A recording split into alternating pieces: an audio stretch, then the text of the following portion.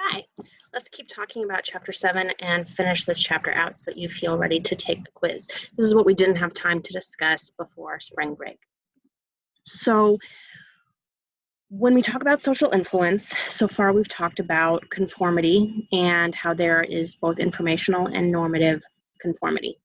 Another form of implicit social influence is social roles.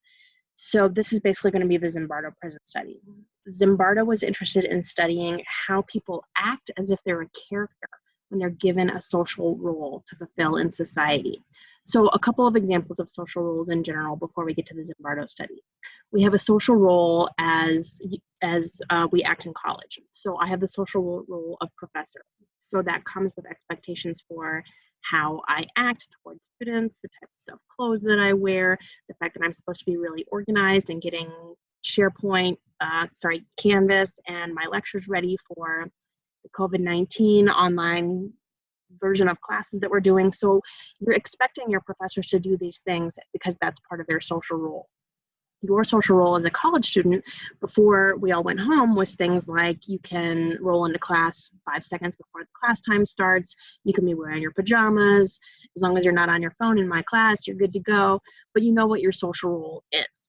So Zimbardo was interested in studying the social role of prisoners and guards, and that led to his famous Zimbardo prison study.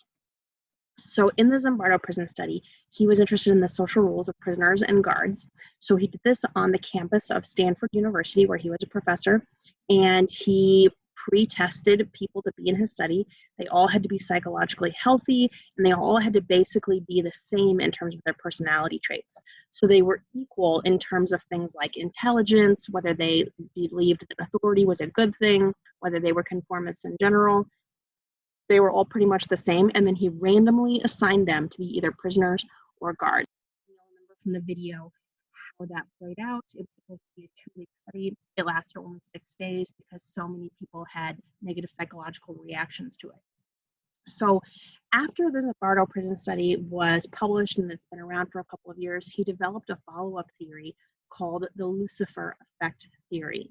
The Lucifer effect, according to Zimbardo, is the idea that if you put someone in the right situation, we can all act badly, even if we're still good people on the inside. So we're all capable of evil under the right circumstances.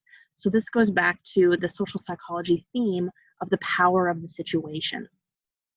So an example of this is that one of the guards said, while I was doing it, I didn't feel any regret. I didn't feel guilt. It was only afterward when I began to reflect on what I had done, this behavior began to dawn on me.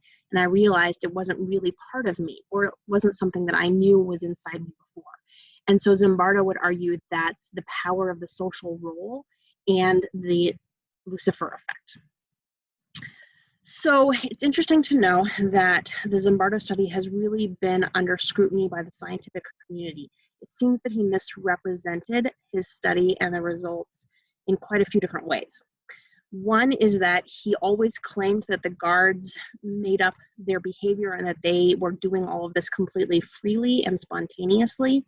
And it turns out that he had hired someone who used to be in the federal prison as a prisoner to actually advise the guards on how real guards act. So they were being encouraged to act this way by both this guy that he had hired to be as a consultant, as well as Zimbardo himself. He was monitoring and meeting with the guards every day, telling them, go ahead and ramp up your behavior, make sure that they don't escape, you should be really mean to them. So Zimbardo was encouraging them to act this way. It wasn't spontaneously coming from them. He also said in the video that we watched that the prisoners were allowed to leave at any time, and it turns out that that wasn't true, that they actually kind of became prisoners. So he claimed that before they signed up for the study, he told them that they could leave if they said a certain sentence, and that none of them actually said that exact sentence. So that's how he could keep them there against their will. So whether that's actually true is questionable. We can't find any paperwork showing that he gave them those instructions. And many of them said, I want to leave the study, and he refused to do that. So either way, it's unethical. Okay, the second major study that we didn't have time to discuss before spring break was the Milgram shock experiment study. So you remember from the video that Milgram brought people in, and one of them was supposedly shocking another person, and they had this big board in front of them that went all the way up to 450 volts. So the setup of that study was that people came in and they thought that they were coming in with another participant, and they were told this is a study about learning and memory, and they thought that they were randomly assigned to be either the teacher or the learner. In fact, that person who was pretending to be the learner was a paid actor, and he never actually got shocked, but the participants did not know that. And in fact, the random assignment to be teacher or learner was fake.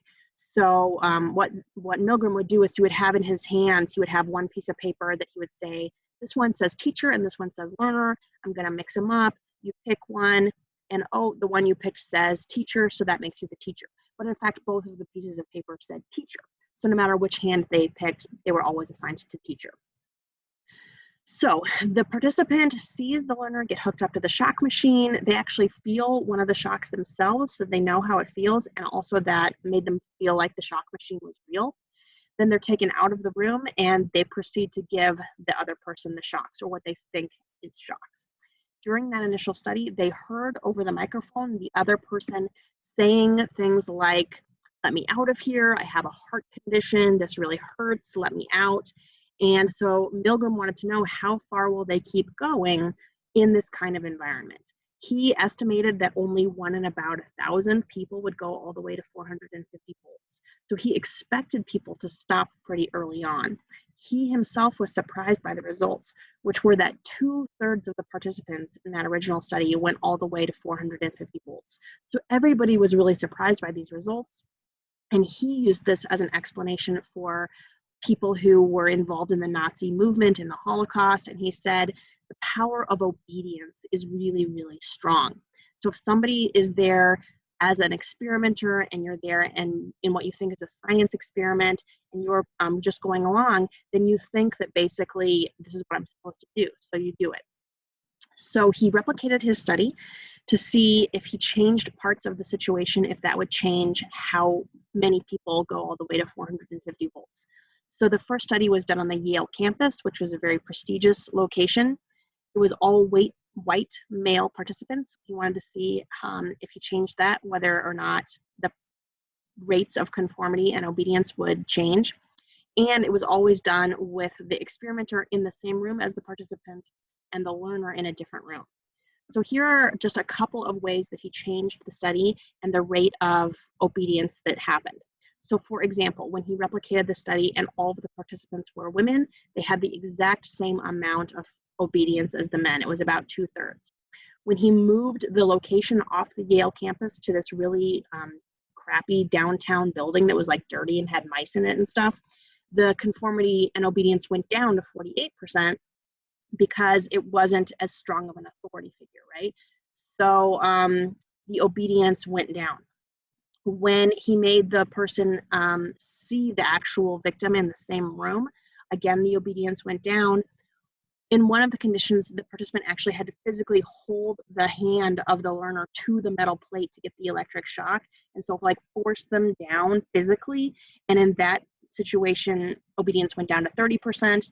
And then in another condition, Milgram actually got up and left the room and then just called on the phone and said, yeah, just keep going. I've got something to do. And in that condition, obedience went down to 21%. So he's showing here that the situation matters, that the more prestigious the situation, the more authority the person giving the orders has, more likely we are to obey. Okay. Recently, the Milgram study has been reinterpreted by social psychologists. Some people believe that it's not so much about obedience as it is people wanting to participate in a noble cause. The idea is that people were continuing to go all the way to 450 volts, not because they were following obedience, but because they got kind of like wrapped up in the idea that I'm helping science, I'm important. The idea that you're engaging in something that's meaningful. And the argument is that that's why people got involved in the Nazi movement, because they wanted to feel involved and important. They wanted to be part of something that they perceived to be a noble cause.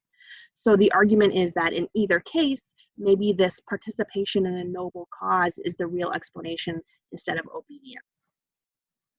So the last thing I'd like to mention for you today before we leave is my personal message to you, which is I think this chapter is really important because it reminds us to not just blindly follow because of conformity and obedience. We should think for ourselves and really decide what's the moral and ethical decision. So for me, I personally call that fighting the meat grinder of conformity. Don't just get like crushed up so that you look exactly the same as everybody else. Do your own thing, be authentic, and as long as you're not hurting other people, you should really do what makes you happy and don't do what society just tells you to do. So my inspirational figure for this chapter is this guy named August Landmesser. Here's a picture of August Landmesser.